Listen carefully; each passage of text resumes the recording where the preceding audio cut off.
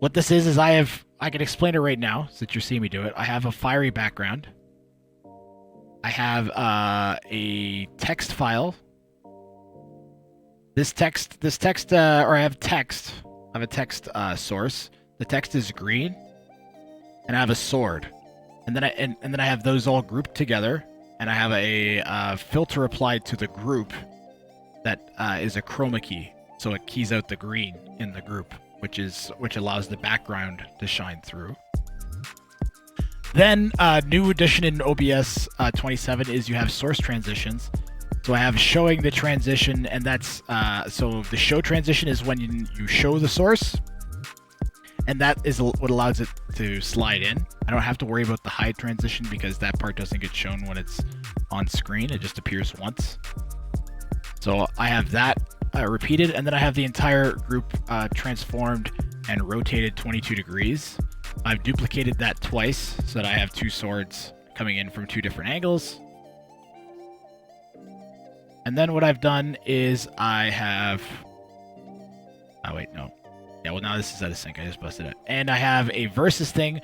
The way this works is very complicated. I have versus chroma keyed with the background that you normally see. There's a background layered on top of a background layered on top of a background. And the reason is because one of these backgrounds is inverted. So that it shows the same thing as the background that you're seeing. But it's also that. I have this background chroma keyed with the verses. So the same thing that I have done with the swords, I've done with this.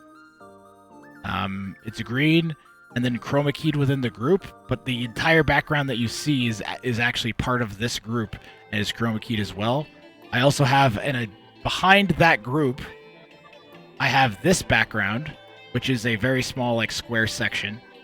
And it goes off the same time. All three of the backgrounds all go off at the same time, so they're all like firing in sync, which means that when I have one of them color inverted, the particles look like they're passing right into the verses.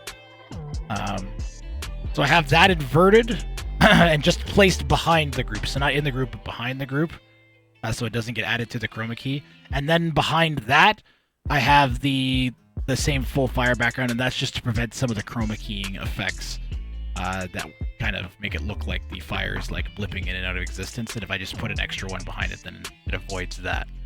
And that's pretty much how the scene is set up. Beyond that, it's all just a bunch of timed like firings of stuff. Like, it's literally just everything is timed. So this is the show match intro. If I push the button, you don't even have to transition, then it automatically all is programmed in the Stream Deck to be going off properly using the multi-actions in the Stream Deck. Then yeah, so normally I would never be clicked onto this scene in OBS while the stream is running. This scene shows up in my all scenes scene. So no matter what scene I'm in game, I'm in starting soon, I'm in utility. So I'm live right now. I can go to the show match titles, and it'll do this. There's a transition on the actual source in the all scenes, and then it'll back out. So if I go into all scenes, again, just one last thing. So if I go to the all scenes scene, this show match intro, this is what's being turned on and off by my Stream Deck.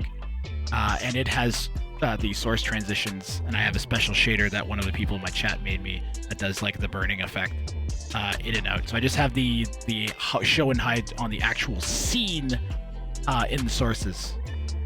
So it's when I go into my all scene scene, which again I have my all scene scene inside of every scene at the top, and that means so that, like, for instance, if I'm doing the transition, I can switch to a different scene behind that. So we'll go from the end game scene to the starting soon screen behind this, and I can actually use this entire thing as a transition if I want as well.